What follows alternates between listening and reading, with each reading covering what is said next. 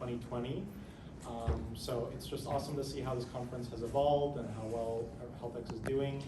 And I'm excited to come chat about something I think is really awesome, and artificial intelligence in medicine.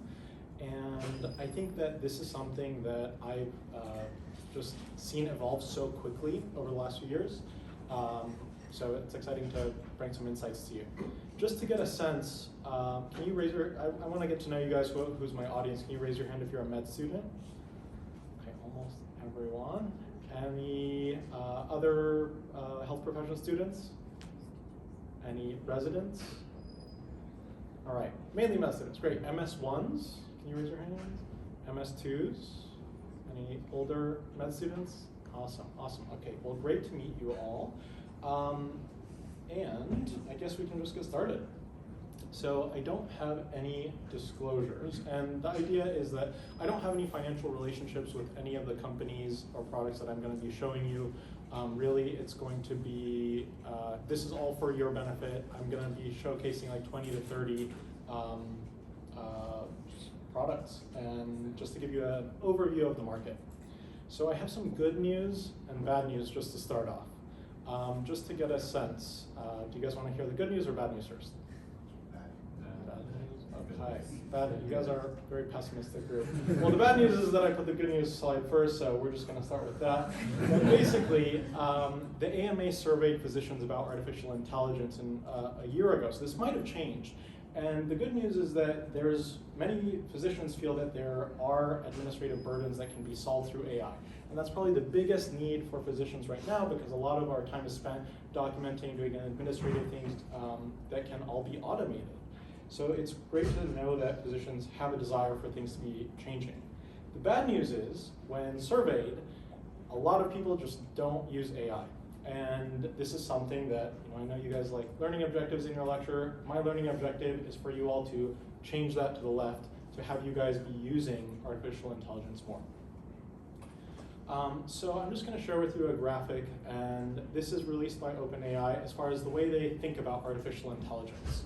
And they have 5 different levels. This isn't the be-all, end-all paradigm for AI, but it's just something I wanted to share with you all. And overall, right now, we're probably around the level 2 area. Level 1 is kind of the chatbots. If you guys remember AIM back in the day, there was like this chatbot, Smarter Child, where you could chat with it. This is like in the early 2000s, and it would give you kind of responses that sometimes worked, sometimes didn't. And that was kind of the older school chatbots.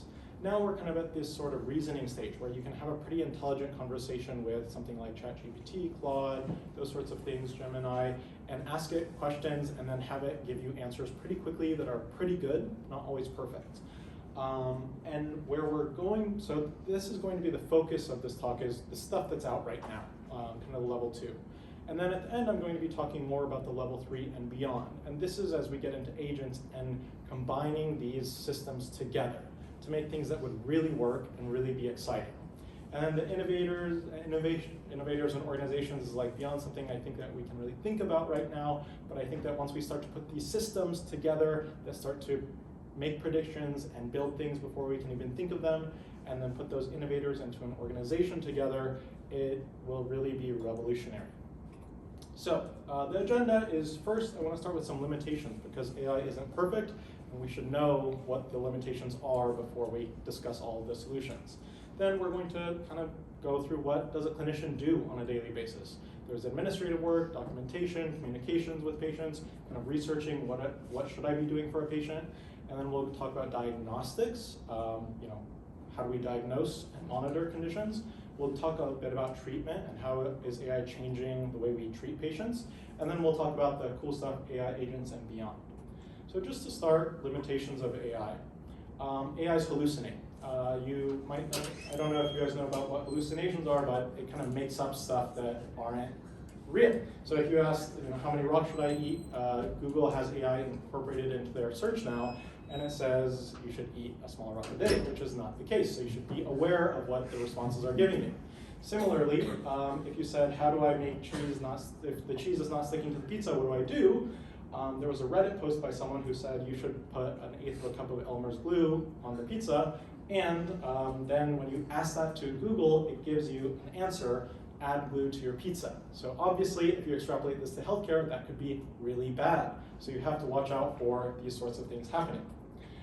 This happens because of the bias in artificial intelligence. Basically, garbage in, garbage out. These models are trained on thousands, millions, billions of data points. And depending on what the training data is that you feed into an AI, are the results that you get out. So this can also lead to other biases, like if you're underrepresenting certain populations or certain data points, you're not going to get that out in your AI model. Or if there's skewed data or incomplete data, those are all limitations. So for example, if you say draw a photo of a doctor, here you get a white man. And if you ask draw a photo of a nurse, here you get a white female. So obviously this isn't representative of the whole population, and this is basically the idea is that if you look at stock image photos and you ask for a doctor, you're going to get this coming out. So the data that goes in is the data that comes out, and we have to be mindful of these as we're building things that actually touch patients of what is this trained on and what is the outcome of that. So before we get into the solutions, I just want you to kind of have this idea of responsible, safe AI in the back of your heads. As physicians, we take the Hippocratic Oath, don't do any harm, and it's your job to make sure that there's responsible implementation on your end when you're using these tools to acknowledge the limitations and areas that require more oversight. So let's get started. So just talking about the administrative and documentation space, what are some cool things going on there? Starting from less cool to more cool, Epic has AI-generated in-basket replies. So when you're a clinician, you have this thing called the in-basket in Epic, which is a way for patients to contact you.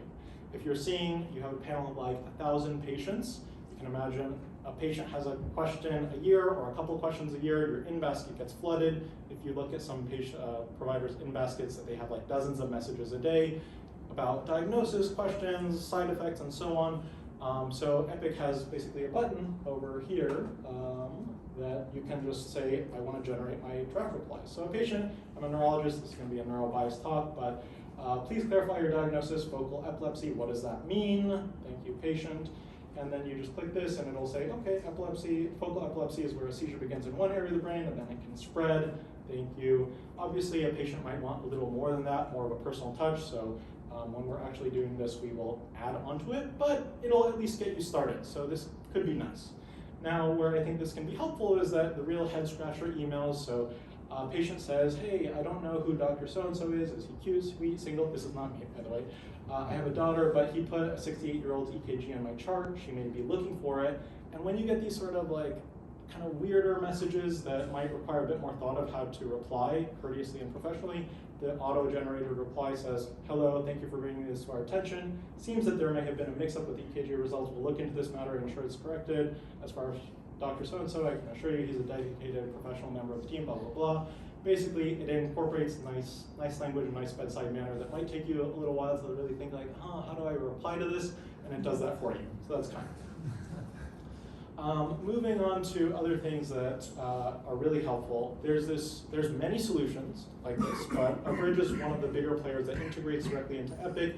Basically, you take out your phone, open the Haiku app, which is kind of the mobile EMR, click a button, it records the whole conversation with the patient. At the end of that, you click I'm done, and then it creates a note, kind of a typical SOAP note, of which you will obviously need to edit and proofread for errors, but that's really nice when you're seeing something like 15, 20 patients a day or more. You can record these all, have all of your notes pre-populate, and that can be really nice.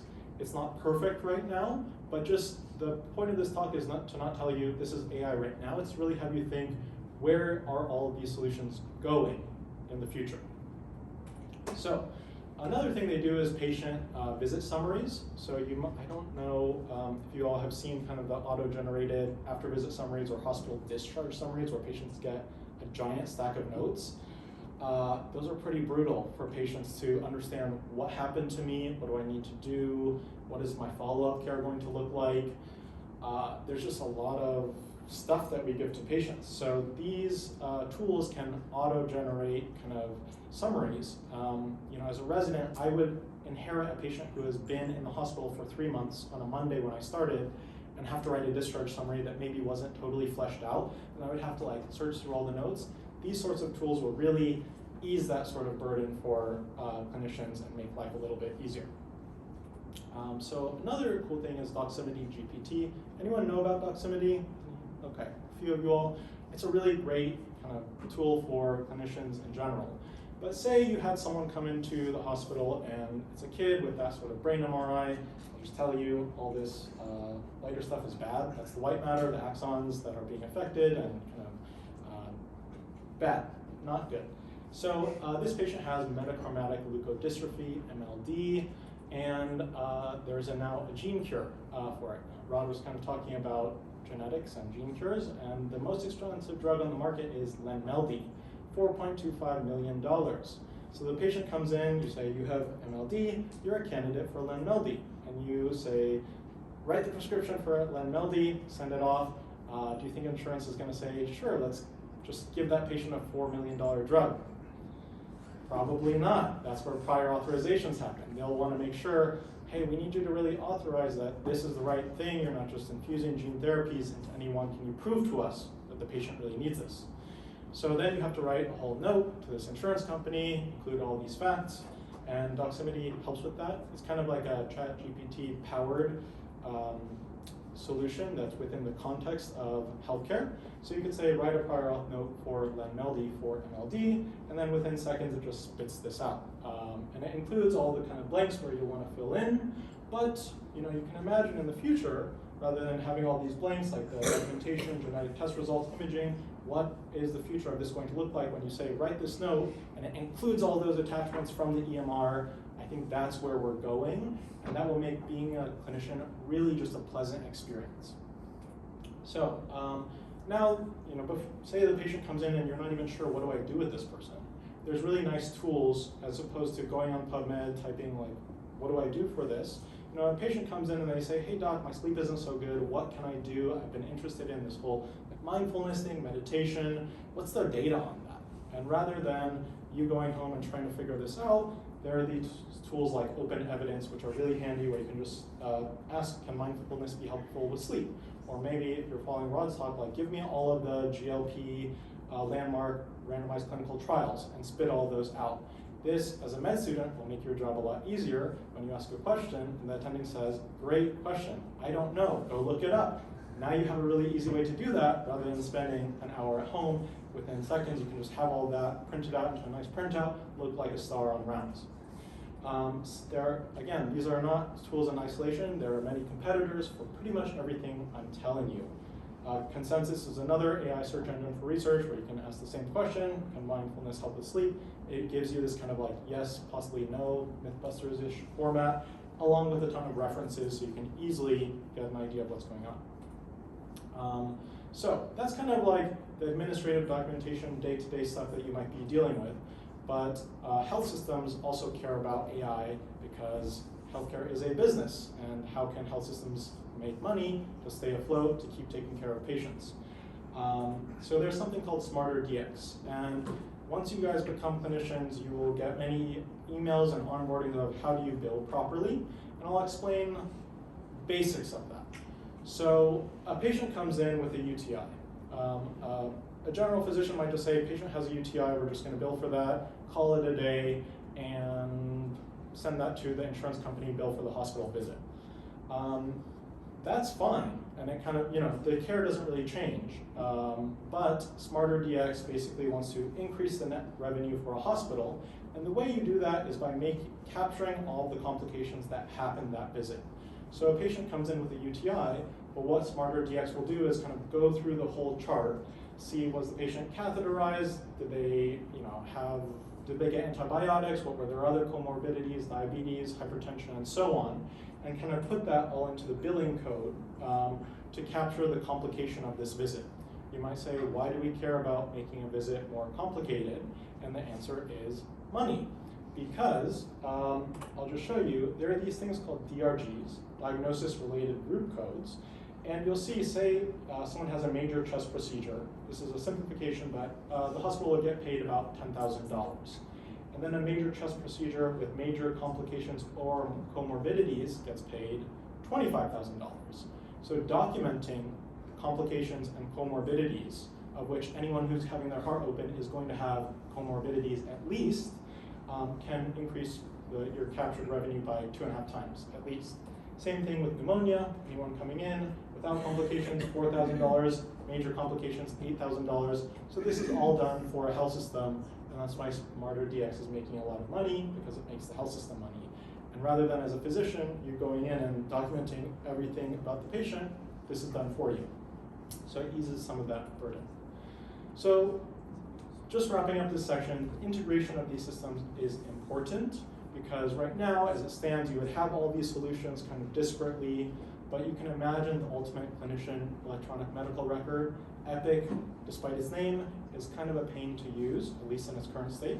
But it's better than a lot of solutions out there. But just think of something like, what will the future of this look like?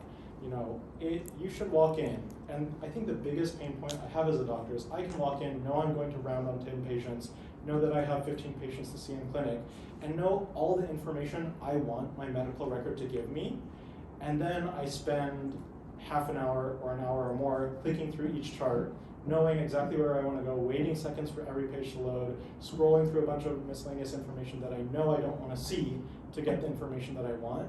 And my soul dies when I do that. Every day that I scroll through a chart, scroll through information I don't want to see, know what I want to do, and know that the record isn't working for me, kills me inside. Think of where this is going to go when you have a personalized experience for a clinician that says, hey, I know you're a neurologist, you don't care about all this other stuff, let's show you the MRI, let's show you the EEG, and then let's make that a pleasant experience for you. And then when you're inputting data, it'll personalize that to your note style, writing style, and so on. So that should all hopefully improve. So outside of the administrative stuff, we also diagnose and monitor patients, and how is the landscape changing here? So as a neurologist, one cool thing is Viz AI, where this might be a little harder to see, but the question a lot of people have is, are AIs going to replace doctors? And I would say not really, but it will quickly point out, as soon as a patient's CT scan is done, it will point out an LVO, or a large vessel occlusion, as in the patient's having a stroke, there is a stroke. It's not perfect all the time, but this can really help you triage the severity of it. Before you even open the thing, it says, we think this is going on, and with a pretty good reliability, it really is there. Similar things are happening with aneurysms, so it'll point out the little aneurysm there, a bleed, before you even see the CT, it'll say there's a bleed there, or a subdural hemorrhage. Those are all things that we're teaching AIs to pick up. So you can imagine as a radiologist, you walk in, there's like 50 CT scans to read overnight. Rather than going through it chronologically, the AI can prioritize and say, these are the things that we think are more severe and less severe, and you can kind of triage that way. Now, kind of stepping away from AI, there's other things that involve kind of monitoring patients. So this is, I don't know if you guys know about bradykinesia, but Parkinson's patients, one of the hallmark signs is slow movement or bradykinesia. And a finger tapping exercise is something that we do to monitor this.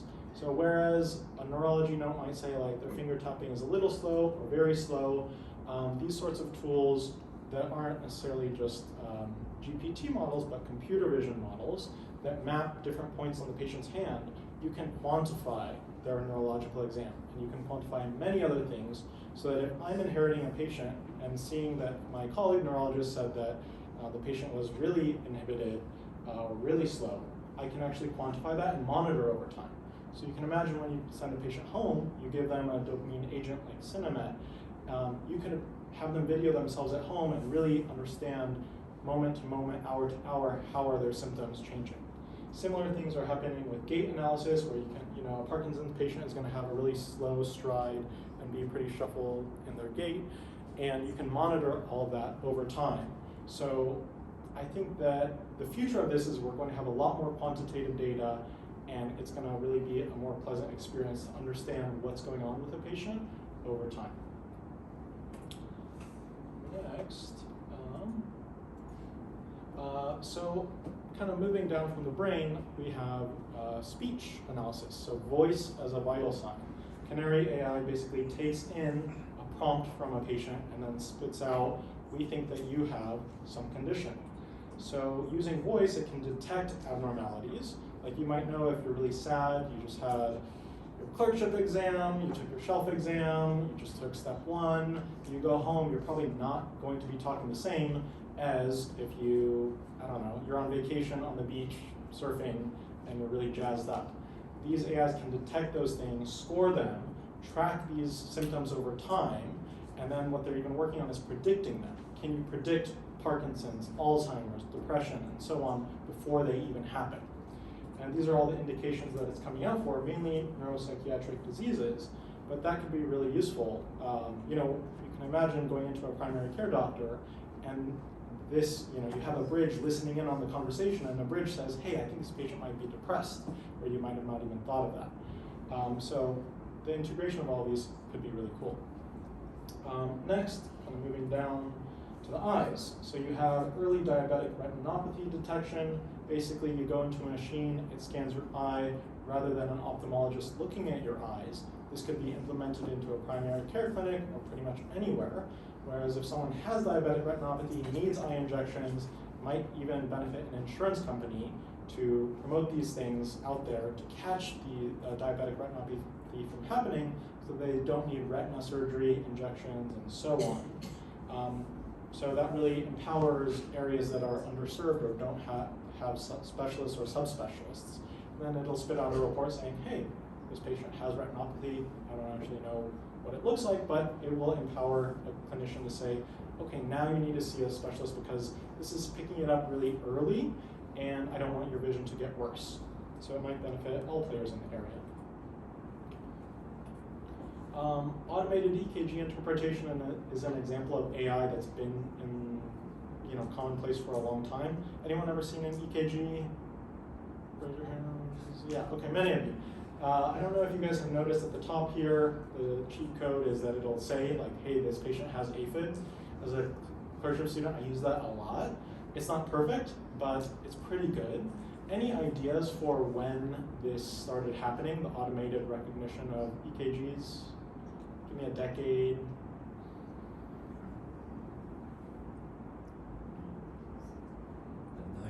The 90s. All right, close. 70s. First EKG machine was 1971. The analysis of this actually started in the late 50s. And this basically had two techs doing all sorts of things, converting analog EKG to digital, and then it would analyze it. And you had a big room, supercomputer of the day doing this. And now you can just have this in a stethoscope. So there's the eco stethoscopes that you put on a patient's chest, and then it will do a phonocardiogram where, and this was always so frustrating as a clerkship student, where the attending would say, did you hear the murmur? And then you put the thing on the chest and you're like, I don't even know what I'm listening to, but you're just like, yeah, there's a murmur. And then they say, where is the murmur in the cardiac cycle? And you're like, I didn't hear a murmur. And this will help translate the hearing to digital. So you could actually track this patient's murmur waveform over time without doing a whole EKG on them. And that kind of gives a good record for the patient when they're going from one cardiologist or one primary care doctor to another to say, this is what happened to me in the hospital, this is what it looked like, this is how severe my aphid was, this is what my murmur was looking like at the time. So that's helpful. But a little question for you is, what is a cardiologist's favorite stethoscope? Is it the Littman Master Cardiology? Is it the Echo? The joke is, it's an echocardiogram. So AI is implemented into echocardiograms, or basically this is automated echocardiogram detection. So you'll have these, like, as someone is doing the echo, it will give the measurements for you immediately, as opposed to a sonographer kind of doing all these measurements themselves, which is great. You can imagine you send a butterfly ultrasound probe somewhere into the world that doesn't have a sonographer, but just has, you're doing a trip somewhere, or there are clinicians there that can at least know what to do. It can tell you the future of this. It'll tell you, like, do you have a good window or not?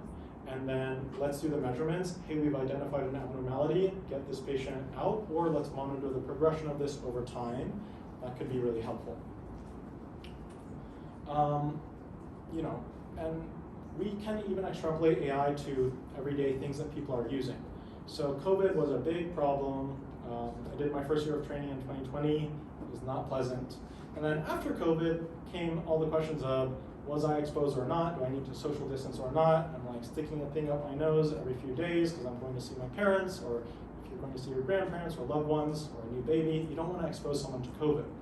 something that's really cool is that this group published pre-symptomatic detection of COVID from smartwatch data.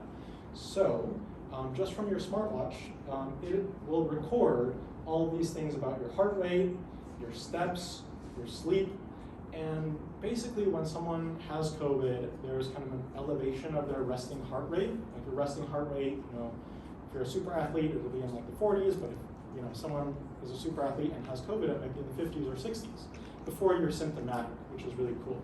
So they built an algorithm looking at all these patients and saying, what can we piece out before people are symptomatic? What are the changes in their heart rate? Are they moving less? Is their sleep worse? Because you kind of know when you're like, I think I have something wrong with me, but I'm not sure. I'm not sure if I have a cold. I'm not sure if I have COVID, but something feels a little weird. We can detect all those things. And this is an example of so many patients that this black line here, where my cursor is when they were symptomatic. And these algorithms in the red and the green were detecting COVID way beforehand, or in some patients, the moment they were symptomatic, it was saying you likely have COVID. And this can be extrapolated for the flu, and it is, but you can imagine how much this would empower people who are especially curious of like, do I have it or not? Should I do something or not? Or not even if you're curious, but it might just say, hey, we've recognized that there are certain things going on, you might want to get that checked out. Moving down from the heart, the lung, again with radiology. So I don't know how many of you all have looked at a lung CT. Radiologists can read them fairly quickly, but the bane of a radiologist is when someone comes in with a complicated lung cancer and lymphadenopathy everywhere, swollen lymph nodes, and then they will stay there and look at the CT painstakingly, looking at every lymph node and monitoring like what is the size of this, trying to stage the cancer. And those can take a long time. Not perfect, but there are companies like Tempus which will detect these nodules for you, which would make the life of a radiologist a lot easier, or maybe catch something that you wouldn't have otherwise seen. It wouldn't replace them, but it would make life easier, particularly for nodule tracking. So whereas a radiologist might go in, make a measurement, and then go into the next CT and make a measurement, and then do all these, basically subtractions over time, or you're an oncologist, rather than reading the radiology report of this has changed, this has changed, this has changed, this has changed, you could look at all the nodules and see, did this one grow or was it stable? Because you're wondering, is this malignant or not? And if you decide to not biopsy, you want to do a follow-up CT. So this can just spit out a report of this nodule has grown the most, you're probably most concerned about that. And it can do malignancy risk stratification. So this is something that people are just doing with their eyes of seeing, is this nodule invading into the parenchyma of the surrounding tissue or not? And these sorts of AI solutions are doing that for you. Again, not a replacement, but a great adjunct and helper. So similarly, skin vision, I have freckles all over my face, people might develop moles, and then you wonder, do I have cancer? So what this does is you basically move the blue cursor over your mole or your skin lesion, and it will tell you pretty well, 95% sensitive for pre-malignant melanoma, 97% for keratinocytic carcinoma, and then sensitivities, So, and 78% specific. So if you're over 90% sensitive, you can rule out a lot of people with these conditions. So rather than, if you're a primary care doctor and you're wondering, do I send this patient to a dermatologist, sign them up for like a 4-month, 6-month, year-long wait, and have them agonize over, do I have cancer or not? You can just use this and pretty decently, obviously with some margin of error, decide, is this malignant or not? 95% means that 5% of the time you're missing something. I wouldn't want that, but you can imagine where will this technology go in the future. It could be really good as a screening tool. And then 78% specific, it's like identifying things pretty well. This is just an example of where things will go. Similarly, we have things for the GI role. So Medtronic has this thing built into GI scopes. where you can detect undetected. Obviously, you don't want to miss a polyp, so it'll identify those things as you're doing your scope, and then you can decide to biopsy or not. And then similarly, this is another example of something that might just you're just glancing over, and then it's saying, hey, did you see that little blip there? And it's like, this is what GI doctors are trained to do, is recognize these things. But what if you had a little helper there that pointed them out to you? You can't rely on it 100%, but it might help you. Because this is not what the computer is seeing exactly. The computer is seeing this image potentially using many different light wave frequencies, filters on the image to really look at this in a different way than the human eye is seeing it, which could be really helpful.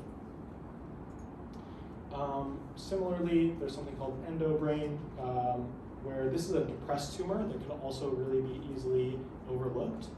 And it could say like, hey, we think something is there, and then you put in a dye and it's like, oh, there's clearly something there. So that's another helpful thing. This also goes into the realm of OB, especially with fetal ultrasounds. Clarius has an OB AI solution that will look at a fetal ultrasound, detect different parts of the body, and you're like, okay, cool, that's a head. Like, I could have done that, but imagine if a patient, their baby has spina bifida or another fetal anomaly. Imagine you're not at Penn, where everyone has all the resources available to them, and you're kind of out somewhere where they don't, or in an underserved area. You could do an ultrasound, and it could maybe guide you through doing the ultrasound, and then it might be able to say, hey, we noticed some things that shouldn't be there. You should get that patient more help. So just to wrap this section up, there are a lot of things that I have not covered, but this is just to give you a taste of like what is out there. What are these things that I could be using? Could I be a clinician that doesn't use AI, or how could I incorporate these into my practice? And what will all of these look like when it's really awesome? With that said, I'm not going to replace you, but these tools need a lot of oversight, validation, and interpretation to make sure you're using them responsibly. Treatment. So now we kind of get into the world of helping manage patients' conditions. You diagnose them with a cancer, you diagnose them with some sort of problem, a murmur, whatever. How can you actually make them better? So there's something called deep glioma. This was done at NYU.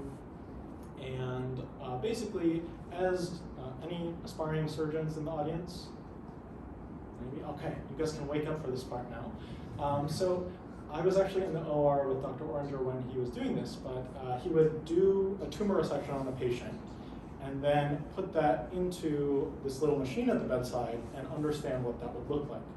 I'll show you a video because it's a lot cooler, but you can even see here, whereas normal surgical pathology might be you do a resection, you're like, I think I'm at the margin of this tumor, I think that's normal tissue, but I'm not sure. You do a slice of it, you send it to pathology, they'll do a quick analysis of it, quick as in like 10, 20 minutes, because it has to go over to the path lab, pathologist has to look at it, and they say, nope, you're still in tumor, they call the OR, you're still in tumor, or you have clean margins, and the surgeon can decide to wrap up or continue their resection. This can all be done at the bedside, so let's see if this is going to work. Ways can support. Okay, we have ads, sponsored by Xfinity HealthX AI Talk. 1 second.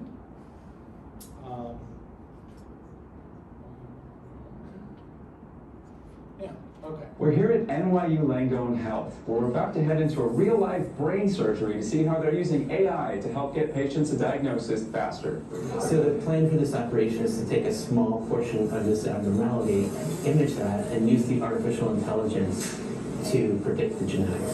Microcyst? I don't think I've ever seen a human brain before. It's magnificent. The texture of this feels pretty abnormal too, which is a bit suspicious that there's some tumor there. That is the brain tissue that just came out, just inserted into the imager. Now we're going to run deep glioma to forecast the mutations that underlie the tumor that we're looking at. This is a genetic forecast that the AI has created that gives us a strong indication that what we're looking at here is genetically similar to glioblastoma. Dr. Schneerl, you're a pathologist here. How big of a deal is this? It's an incredible advancement. We can have a molecular diagnosis in 3 minutes instead of 3 weeks. Further research is needed. So, you have your molecular diagnosis. If you saw what this was looking like over here, it gives you indication that what we're looking at here gives us well this.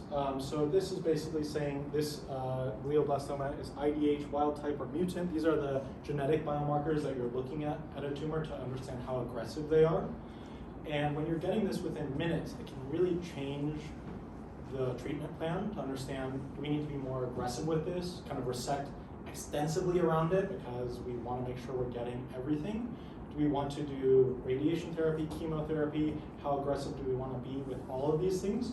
Rather than waiting weeks for these sort of genetic biomarkers to come back, you can have a decent idea within minutes. One, with whether you're still in tumor or not, and then two, what are the biomarkers that you need to really guide your precision therapy onwards from. Okay, so what happens in the brain also goes on around the bladder. Coelis is doing a similar thing for prostate cancer management. From a prostate MRI, you're able to identify a tumor and then guide a biopsy pretty well, and then it'll guide treatment plans and retreatment plans through that. So this is going on all over the body. And then you might wonder, how else can we do this? I don't know if you guys have done your surgical rotations. At the end of the operation, someone will ask, what's the estimated blood loss? And the surgeon's always like, 20 cc's. Obviously that's a joke, but there are tools that can really identify blood loss. So I'll show you. This is from Stryker. And just by looking at the sponge, it is quantifying blood loss to give you a really good idea.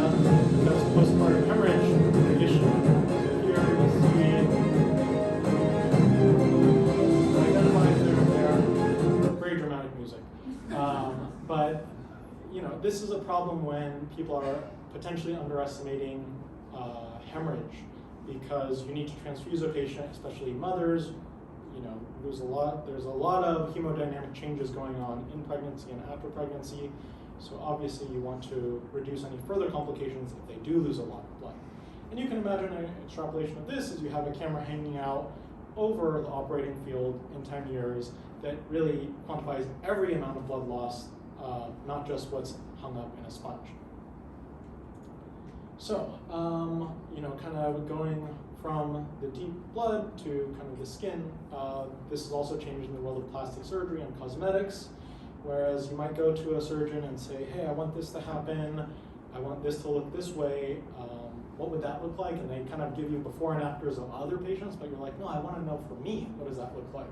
So this is an interesting tool that uses AI to kind of model these sorts of for rhinoplasty or nasal surgery. Rhinoplasty, for example. So let's do three things.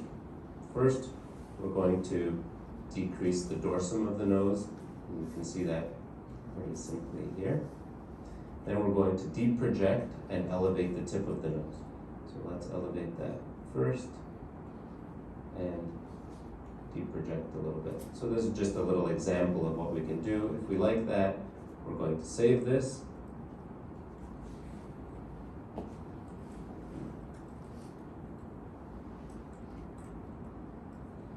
Rhinoplasty simulation, and that's going to save side by side on the screen. I'll show you what that would look like in the office right here.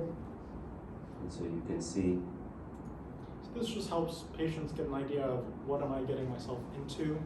And to me, this is actually, I used to play a lot of video games, especially when I was younger. You could have like a little character creation screen where you could drag all these sliders to like make your character look a certain way.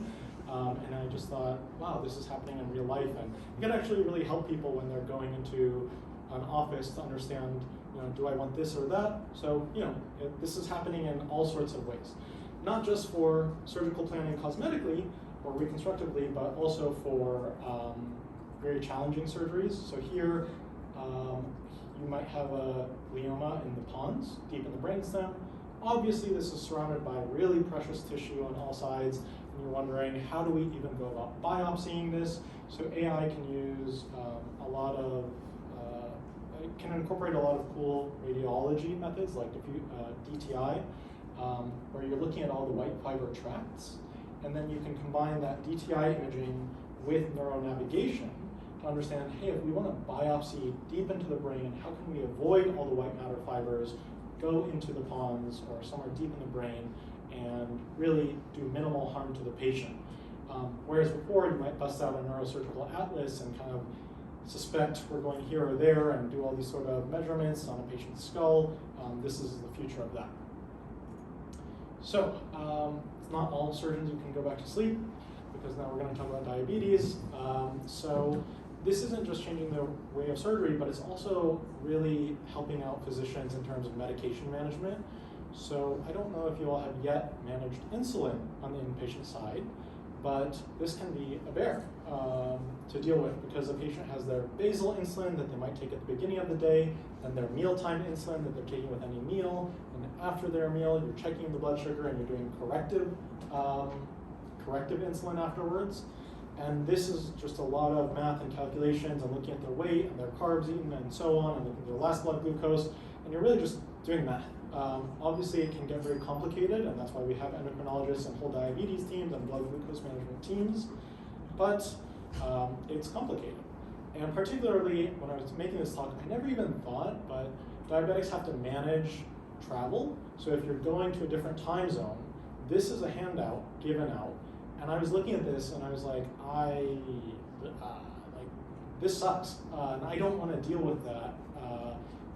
As a patient, I can't imagine having to go through this sort of thing, and this is ultimately how diabetes management has been done. But there are tools that kind of automate this all for you. Obviously, people are getting by and you've become very good at this, but what if you had a solution that does it all for you? Basically integrates a continuous glucose monitor, or blood glucose monitoring when people are doing their finger sticks, and potentially integrates with their insulin pump to basically be an automated pancreas for someone, where you're kind of having this sort of closed loop system and looking at their basal insulin rate, looking at potential carb ratios if they were to log their meals, corrective factors, and understanding how much does their blood glucose go down when we actually give them insulin, and it really personalizes it for a patient, which is just cool. So kind of moving on to drug discovery. So this is a little outside of pure clinical medicine, but I thought something is really you should really know about, especially as Rod was talking about all these new innovations in drug discovery. How are these things done? And AI is really pushing the bounds of what that looks like. So I'll show you a brief video here, but basically what this is doing is you have a structure. You have a receptor or something like a GLP receptor, and you want a drug that antagonizes that or agonizes that structure. How do you do this? And here in the white, you have a protein, maybe a receptor or something along those lines.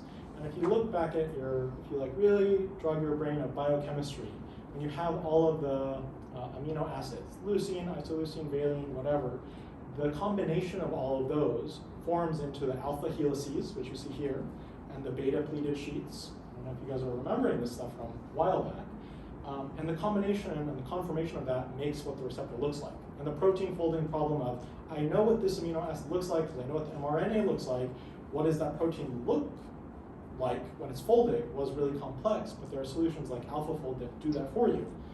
So just to give you an example. Virtual screening for new medicines is a computationally intractable problem. Existing techniques can only scan billions of compounds and require days on thousands of standard compute nodes to identify new drug candidates.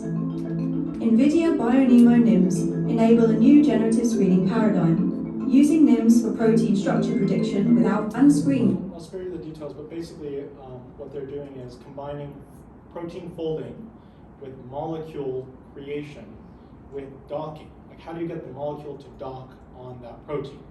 And looking at the structure, they're able to, one, guess the structure pretty accurately, and then get all these molecules and understand what is the affinity for that receptor. And the combination of all of those is wild in terms of what are the possibilities. Now, I'll show you, kind of stepping back from drug discovery all to talking about patients. I'll just give you an example of a chatbot that's kind of being used as a CBT.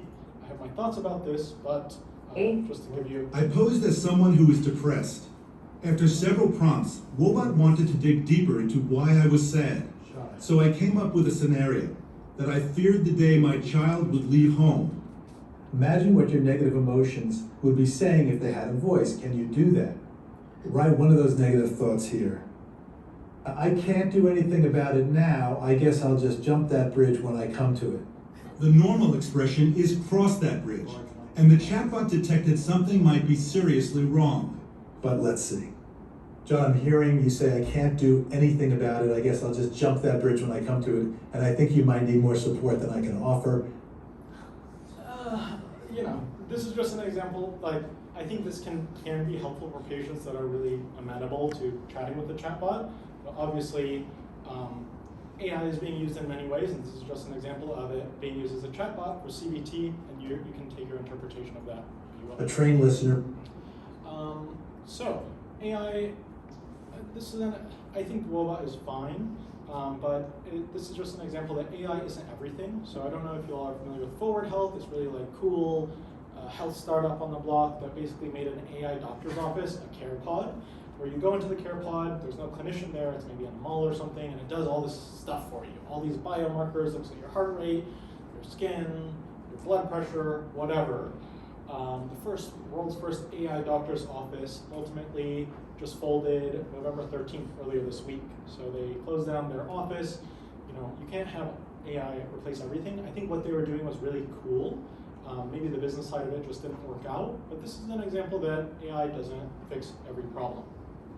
So, it's like the Wild West. There are many things being developed, chatbots, computer vision, language processing, which create tons of scales and measures, but these all come with their own limitations, which you need to be aware of before like if you just gave a patient some tool, you have to understand like what is this really doing and think critically. And not everything is good or even clinically meaningful. It might actually not really be helpful for a patient. So you just have to look into how was this made, what is it trained on, and try it out yourself and see like, is this accurate? So a little bit about the future of this. Where is this all going? So I had mentioned we're kind of at this reasoning stage, but what happens when we put these all together? So one example is AI fall detection, where anyone ever heard a bed alarm from a patient? Like you're in the patient's room and then the bed alarm goes off, and it's like the 7th time today just because you were leaning on the bed or the patient shifted in one way, and then like all the staff comes running to the room because they don't want the patient to fall because bad things happen. And it's usually the patient wasn't trying to fall, it was just some issue. Now what if you got rid of the bed alarm, which is just a scale, and actually put computer vision into that? What could that look like is that it will actually detect, looking at a patient, what is their risk of falling, and then if the patient's actually trying to get up and they're encephalopathic, it'll like signal to staff on the floor like, hey, this patient is trying to get up, or in the worst case, like, hey, this patient has fallen, and trigger resources that way. So what happens when we don't just look at a patient if they're going to fall, but use many other things to look at how they're doing? This talk is sponsored by Wix also. So, a lung transplant at the University of Florida Health Center since December. What you call high flow air, and because of that, I can't sustain myself at home. A dedicated team of doctors and nurses attend to him day and night. But that's not all. Sensors and cameras track Dieter's every move in this smart intensive care unit, from vital signs to facial expressions and everything in between. Every place in this room will sense something about you. Is this enough light? Is this enough noise? Are you okay? Are you moving enough? Are you in your bed? Are you out of the bed? I think that's the future of how we will design hospital. More than so that might be the future. A lot of rooms already have cameras in them, especially the ICU. I remember when I started my clerkship here, I was on a surgery rotation. We were rounding at like 4:45 in the morning. We would run into the patient's room, turn on all the lights. Hey patient, can you do this, do that? How's the wound doing? Blah, blah, blah. Leave, like all within 2 minutes. And then the patient is like awake, sad, and then the lights are on, curtains open, and then the nurses would always come in like just like shaking their heads like, come on guys, like you're disrupting a lot of things. But what if something was looking at the patient and saying, hey, you left the lights on, the patient's trying to sleep, let's just turn off the lights for you. Or hey, we noticed the patient's grimacing a lot. Maybe they're in a lot of pain, but they can't verbalize it because they're on a ventilator or something along those lines. Or the patient is not on a ventilator, but they're breathing really fast. Maybe something is going on and they have some breathing you should check out before patient calls a nurse to even call the physician at that time. So just think of the possibilities of this when you integrate a lot of these tools together. So use your imagination. Once you start using all these tools together, really cool things can happen. And I'll finish with a couple of other things. There's one thing called the Hippocratic AI that's basically integrating a lot of information of the patient's health records with kind of the drugs they're taking and their insurance and so on to answer questions for a patient. So this is kind of like an agent in your pocket, and you can kind of choose which agent you want for any patient, like an oncology recheck agent or a type 2 diabetes recheck. And basically what this looks like,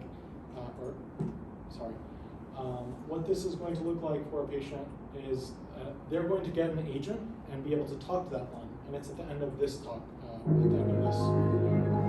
AI is transforming every aspect of healthcare. From guiding patients effortlessly through their appointments, to creating more personalized, comfortable experiences. AI is reshaping care, capturing notes in real time so doctors can focus on their patients and giving them the insights they need to provide the best care. AI is helping teams analyze medical images to support faster diagnosis and treatment decisions. It's empowering doctors with superhuman capabilities and lending nurses helping hands. AI is bringing healthcare directly into homes. How are you feeling today? Well, to be honest, work has been a bit hectic, so I've been quite stressed. Connecting care teams and patients more deeply than ever before.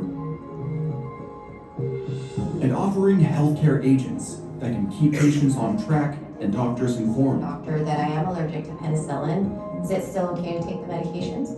Definitely. These antibiotics don't contain penicillin, so it's perfectly safe for you to take them. Great. So it's just an example, that could save a phone call, or someone has a question and doesn't want to call the office every 10 minutes. This is just an example of how all these tools can work together to make life better for clinicians and patients.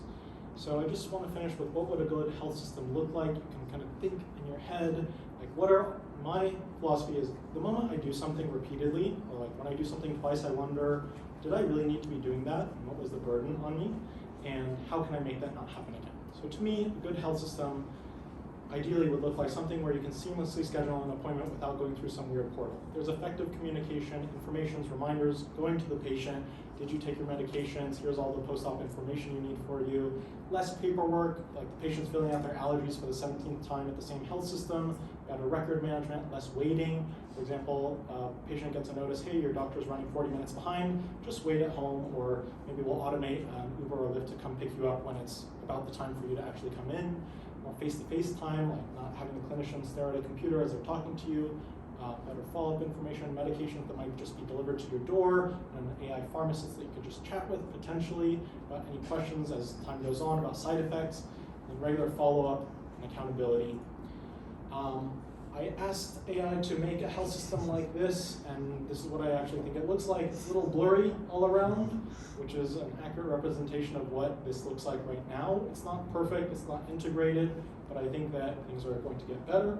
So thank you for your time. I just encourage you to think about all these things, incorporate them, and kind of be good advocates for your patients in the future. I remember as a med student, I didn't have that much mentorship in this sort of HealthX space. So please reach out to me. There's my personal email that if you have any questions, residency, I'm a neurologist, but happy to advise you otherwise, or you ever want to chat about opportunities and so on, please use me as a resource. Always happy to help Penn students, and thank you. Awesome. Thank you so much, Dr. Valici, for that talk. We're running a few minutes behind. We can take some questions now, but there is also the Social Determinants of Health Accelerated Symposium happening in 5:15 and 5:16. So people are happy to break off there, happy to stay for questions too. So thank you so much, everyone.